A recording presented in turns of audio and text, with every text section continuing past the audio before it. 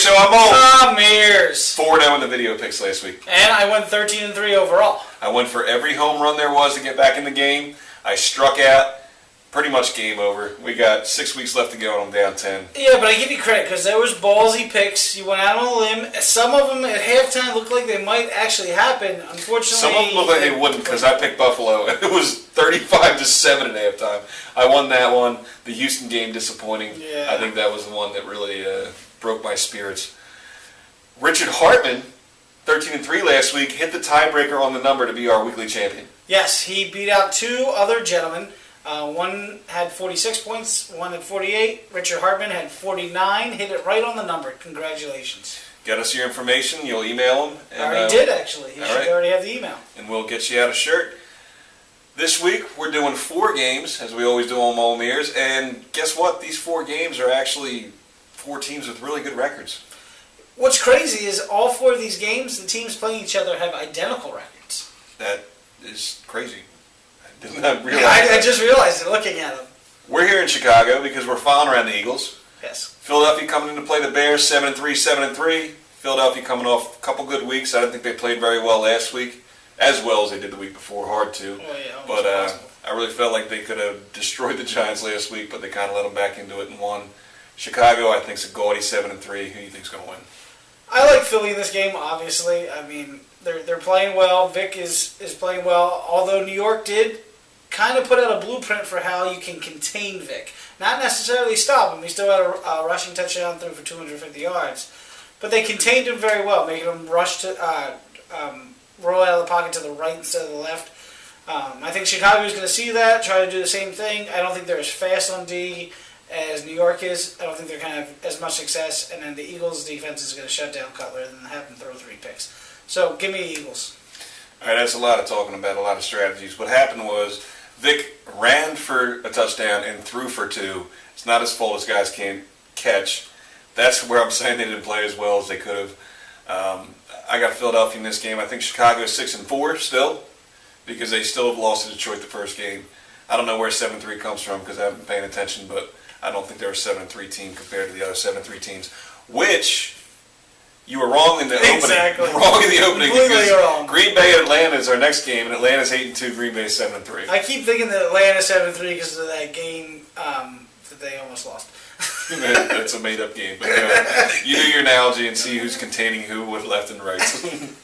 Green Bay going into Atlanta. Atlanta, the best team in the NFC record-wise, and playing really well. Matt Ryan really maturing, coming into his own. Quietly, though. Green Bay really just ended the Viking season last week. Yeah, just put a stake into the heart of Favre. It was awesome. So I'm going to take Green Bay. I think Aaron Rodgers is playing better. They've overcome their early season injuries. I like them to go into Atlanta and really make it a wide open race in the NFC for first seed.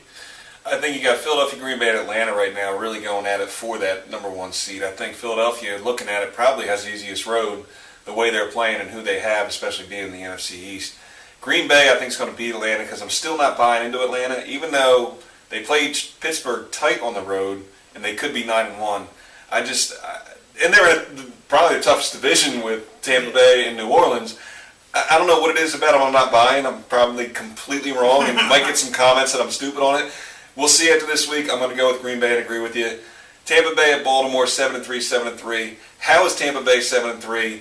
And what's going to happen with your Super Bowl champion picks playing them at home? Tampa Bay 7-3 because they're beating the teams they should be. They're playing a pretty soft schedule. They've only played Atlanta and New Orleans once in their division. They've lost both games. So, that said, Baltimore's been playing in a tougher division with Pittsburgh and Cleveland and Cincinnati. I like Baltimore in this game. I think their defense is going to shut down Josh Freeman. LeGarrette Blount, who's come on and been productive for Tampa Bay, isn't going to get the chance of punching any of the Baltimore people in the face. So I think Baltimore will hold them down. I think Flacco's been playing well. The offense is playing well. Rice is running the ball well. Give me the Ravens at home. If Tampa Bay was hosting this game, I would take them for a standout game to prove that they're for real. I think it's a great year. I think they're going to make a run at the playoffs. The NFC wild card is going to be probably the best race in all of football. Yeah, I think they're going to be in the thick of it, but I think this is going to be a loss. It's a lot of thinking on my part. I think I said think 4 times.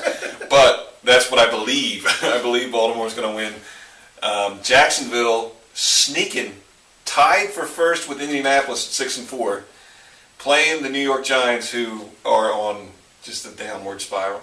Yeah. And Jacksonville, the last 2 games have won in the last second of the game against Houston, and then in the last minute against Cleveland, really showing that they have the guts to pull it out. The Giants, on the other hand, bad loss to Dallas, another bad loss to the Eagles. I think they turn around, bounce back at home here, though, and I think they defeat Jacksonville and really kind of shed some light on how Jacksonville really isn't that good.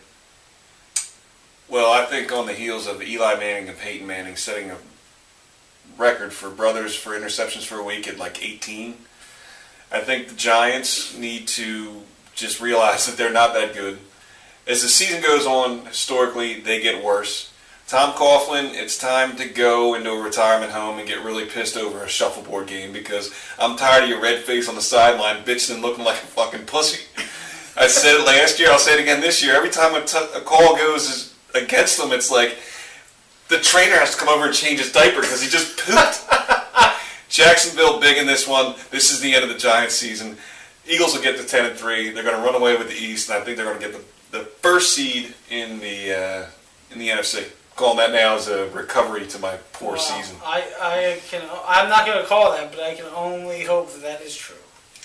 All right, so that's our picks, and go on molemears.com, fill out your picks on our form, and win yourself a T-shirt next week. What's next week? We're going to go into week 13. Lucky 13 next week. Yeah, we're getting. It's Thanksgiving. Time's flying. Oh yeah, we got a whole Thanksgiving thing going on. Yeah, I mean, there's turkey coming down the road and mashed potatoes and shit. It's gonna be good. It's awesome that we just had wide eyes because I totally forgot. We got games in like 2 days. Yeah, we do. All right, we will see you week 13. We'll talk about the turkey. Enjoy your gobbler.